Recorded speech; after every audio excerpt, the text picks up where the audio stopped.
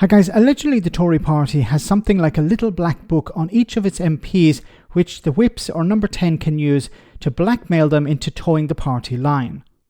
Some sordid bit of dirt on the politician that if they decide to ignore the party or vote in a particular way or threaten to defect, this information can be pulled up and used to enforce party discipline. Now when it comes to Natalie Elphicke, it seems that someone within the party had some compromising information, but perhaps due to the speed of the defection wasn't able to use it before she left. But by God were they happy to use it after. Here Lord Cameron was asked about this and he tried to turn this into a story about Labour.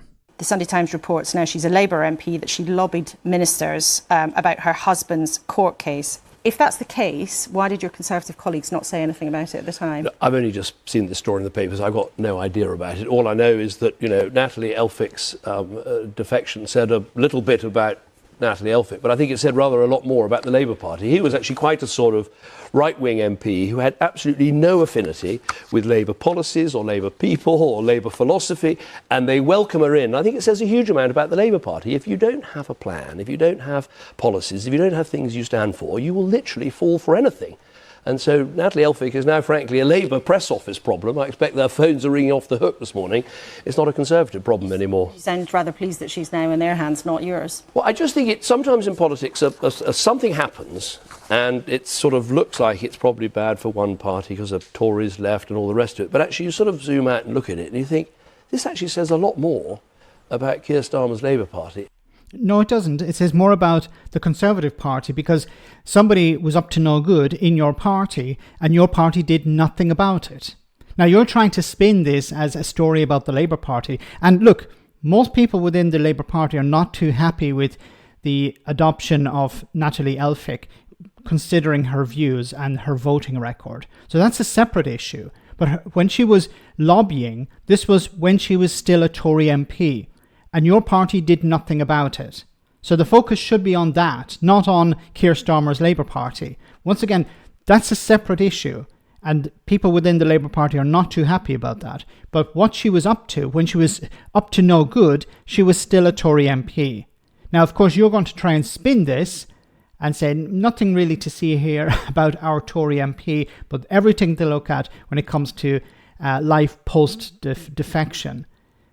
And this is what they get up to. Now, I hope this will have a chilling effect on the Labour Party when it comes to allowing others to defect.